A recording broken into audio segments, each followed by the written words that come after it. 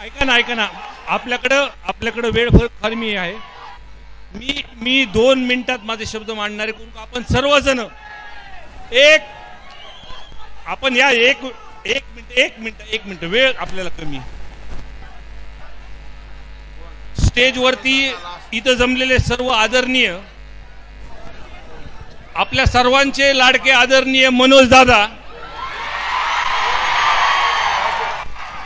आपल्या या व्यासपीठावर असलेल्या सर्वच पक्षातून आलेले आमदार, सर्व संघटनेचे सर्व पदाधिकारी, सर्व सदस्य, सर्व जाती धर्मातून आलेले सर्व, संतोष अण्णा देशमुख या कुटुंबाला न्याय भेटण्यासाठी आलेले आपण सर्वच मान्यवर. मी या व्यासपीठावरती फक्त अण्णा 2 मिनिटं बोलणार आहे. मी पण घटनाक्रम कसा झाला ह्याचं मी सांगणार आहे. त्या विंड मिलच्या प्रकारामध्ये बघा बरं का, माणुसकी कशी असती बघा. तो जो वॉचमन होता तो बौद्ध समाजाचा होता. संतोष अण्णा देशमुख हा मराठा समाजाचा होता. जेव्हा त्या वॉचमनला तिथं मारहाण करण्यात आली, तो खंडणीचे हे जे वाल्मिक अण्णा कराडचे हे जे गुंड लोक तिथं गेले होते, त्या वॉचमननी जेव्हा तिथं अडवलं, तेव्हा संतोष अण्णा देशमुखनी उघड भूमिका घेऊन तिथं त्या माणसाला अडवलं. तिथं हे सगळ्या गोष्टी केलेल्या आहेत. बरोबर आहे की नाही विषय? जे जातीपातीचं राजकारण अण्णा आपल्या महाराज उगा जिल्हा आमचा म्हणतो, आमचा जिल्हा पुरोगामी विचाराचा जिल्हा आहे आणि अधिवेशनामध्ये मी ओबीसी आहे आणि पहिला ओबीसी आहे की ठामपणे म्हणतो ह्या वाल्मिक कराडला आत टाका म्हणून.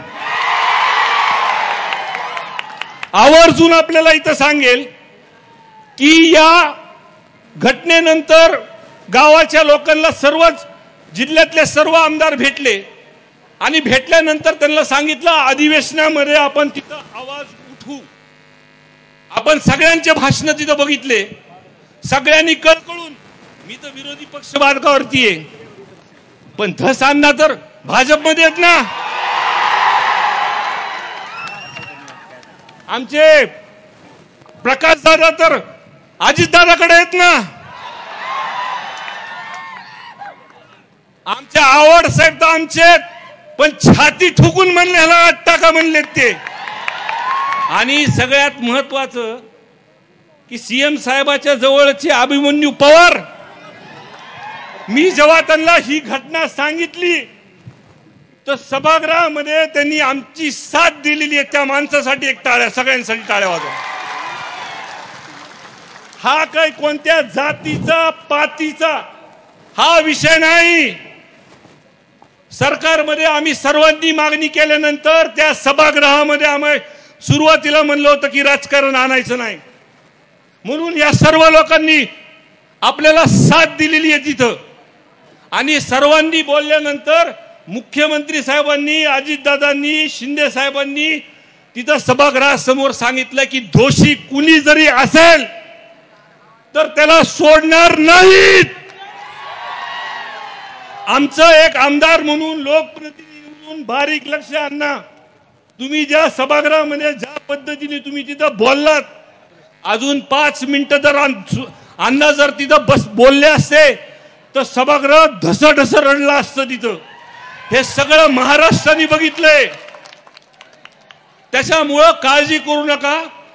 ह्या ज्या माणसांनी, पवार साहेब, अभिमन्यू पवार साहेब, तुम्हाला मी म्हणलं होतं लोकांमध्ये रोष आहे, लोकात शांतता आहे, पण जेव्हा मोर्चा निघेल तुम्हाला दिसेल ह्या कोणता जातीपातीचा मोर्चा नाहीये. ह्याच्यामध्ये हिंदू, मुस्लिम, बौद्ध, 18 पगड जातीचे लोक सगळे या मोर्चामध्ये. एक माणूस आपल्याला गेलेला आहे, आपल्या घरचा माणूस गेलेला आहे, तिला न्याय देण्यासाठी इथं जमलेले आहेत साहेब. आणि ज्या पद्धतीने सभागृहामध्ये सरकारच्या माध्यमातून घोषणा झाली, एसपी साहेबची बदली झाली, ह्या 2-4 दिवसामध्ये कडक कारवाई होती, हे पण प्रामाणिकपणे आम्ही सांगतो. काही अटक झाले, 2 नंबरचे धंदे बंद झाले, पण सर्वात महत्वाचं साहेब की आमची घडीचा काटा एकाच ठिकाणी अडकतो की या वाल्मिक कराडला त्याला फक्त त्या खंडणीच्या गुन्ह्यामध्ये अजून अटक नाही पवार साहेब. दुसरी गोष्ट त्याचं कनेक्शन डायरेक्ट लागतंय त्या खंडीमुळे 302 मध्ये 19 दिवस झाले अजून सुद्धा त्याला एका गुन्ह्यामध्ये अटक नाही. आणि दुसऱ्या गुन्ह्यामध्ये तुम्हाला सांगतो अजून त्याचं 302 मध्ये कट कारस्थान नेमलेलं आहे, त्याचा तपास होत नाही. बाकीच्या गोष्टी आहेत. आणि मी जेव्हा मतदारसंघातला दौरा केला दसांना आणि दादा, तेव्हा लोकांकडून ही मागणी आली की ह्या वाल्मिकांना संरक्षण हे जे आहे धनंजय मुंडे साहेबांचं आहे. माझी प्रमुखपणे मागणी आहे की एक मला बोलून द्या व्यवस्थित. एक तर या केसमध्ये 302 मध्ये कट कारस्थानमध्ये त्याचं नाव आलं पाहिजे. वाल्मिक कराडला अटक झाली पाहिजे. ही केस अंडर ट्रायल चालली पाहिजे. ही फास्ट ट्रॅकवर चालतात म्हणून सरकारने जाहीर केलंय. तोपर्यंत धनंजय मुंडे साहेबांचा राजीनामा घेतला पाहिजे. हीच आमची कळकळीची विनंती आहे साहेब. आमचं काही राजकारण नाही. आज त्यांच्या कुटुंबाला भेटल्यानंतर खूप काही गोष्टी सांगितल्या की खंडीमुळे तिथं हे सरपंच गेला होता. पण खरी परिस्थिती आज आमच्यावर सुद्धा आरोप होता ते की आम्ही राजकारण ह्याच्यामध्ये आणतोय. पण आम्ही राजकारणात त्यांच्या घरी जर गेलो साहेब, अजून सुद्धा पत्र्याचे घर आहेत आणि पावसाळ्यात अजून सुद्धा गळत आहे ते घर. म्हणून आमची प्रामाणिकपणे विनंती आहे, आपल्याला मोर्चापर्यंत थांबायचं नाही. जोपर्यंत ह्यांना न्याय ह्यांच्या कुटुंबाला भेटत नाही, कायमस्वरूपी धसांना प्रकाश दादा तुम्ही सत्तेमध्ये तुम्ही सगळेजण हे वाढून देऊ नका. हा प्रकार आमची कळकळीची विनंती आहे. आणि आवर्जून सांगेल की गुन्हा ज्या दिवशी एखादा खोटे गुन्हे आमच्यावरती लवकर दाखल होते ती म्हणजे चॉकलेट 4 लाखाचे ते बांगर कुटुंबियावरती एका महिन्यात 2, 307 आणि 1 अॅट्रॉसिटी.